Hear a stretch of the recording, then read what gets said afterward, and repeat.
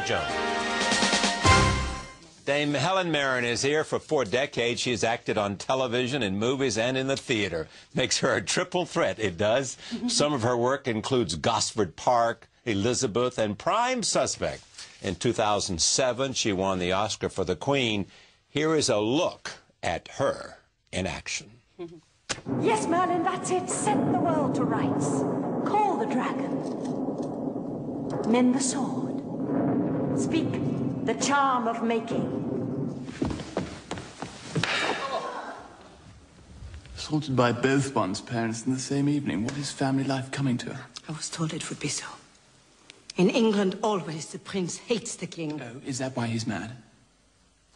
If he is mad, sir, you have made him so by your idleness. The day the Brits go home. The day the bloody Brits go home is all you people can think about, isn't it? Well, my life won't change either way. Who are you? I'm Mr. Weissman's man. The Countess of Trentham. Yes, make sure they're properly labelled. Put them down there, all right? Where am I? You're in the stable block with the grooms. Her ladyship is in the Chinese room. Elsie, you're looking at January. February. March. April! Dead by my orders. Oh, my...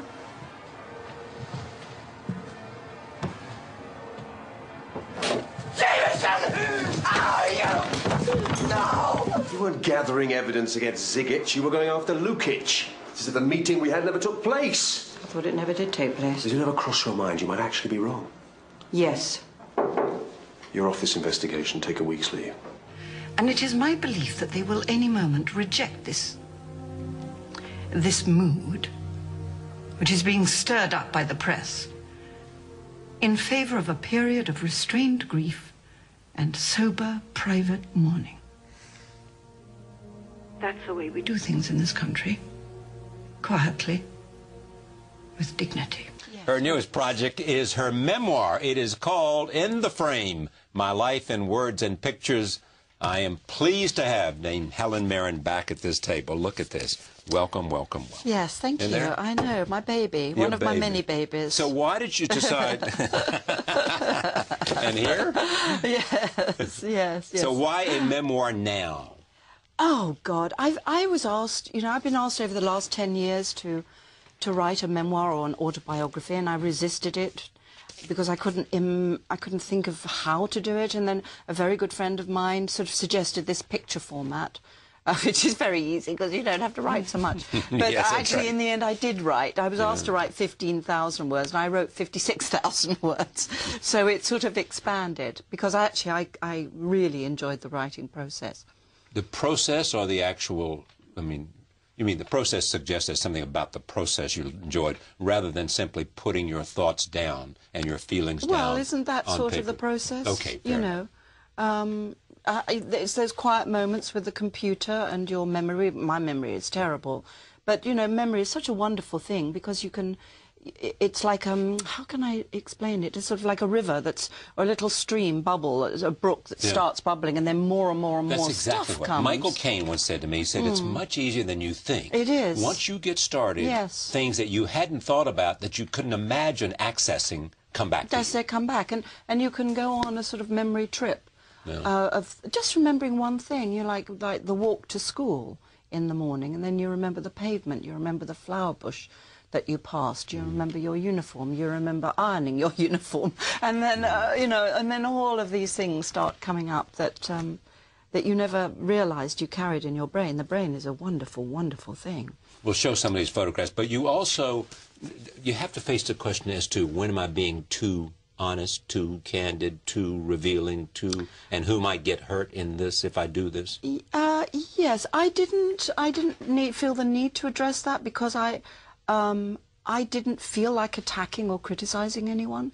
There are people in my life who deserve to be attacked and criticized, but I just didn't. I don't know. It's mean-spirited and vain in a peculiar way, and I just didn't feel the need for that. I wanted the book really to be about the pleasure of my life, the love of my life, the love in my life. And, you know, and on that level it came very, very easily. I put the knife into one person. Who was that? Oh, I'm not going to say. I'll have to find him in the pages of the book. But you've hit on the target that I want to talk about, the pleasure of your life, the love of your life, what was inside. But let's talk about early times first. What was home like growing up with you?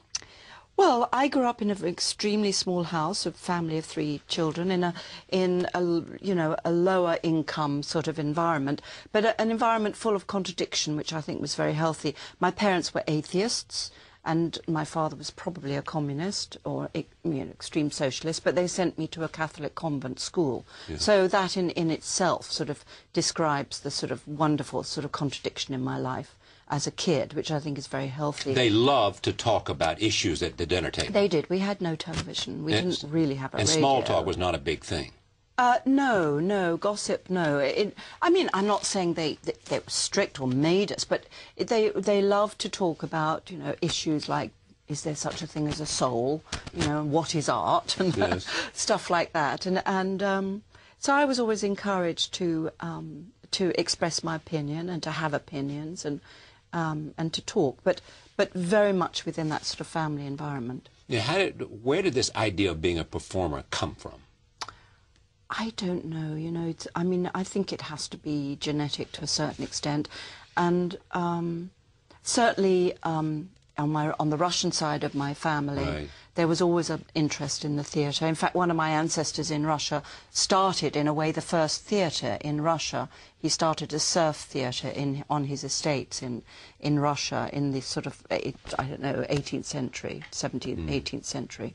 And it was one of the sort of very first sort of formal theatres. But so I guess it's there. My mother was an enormous drama queen, so it might have come from my British working class side of my family. Yeah. I don't know. Now, who was it that said, I think it was it Mary Mildred, who said, beware of fear? Mother Mary Mildred, yeah, yes. She was your what? Headmistress. My headmistress, a nun, you know, yeah. She was a Catholic nun in the convent school that I was. And when I went for my first interview with her, and I was, of course, extremely frightened, she just said this very wise thing, which was, beware of fear, Helen.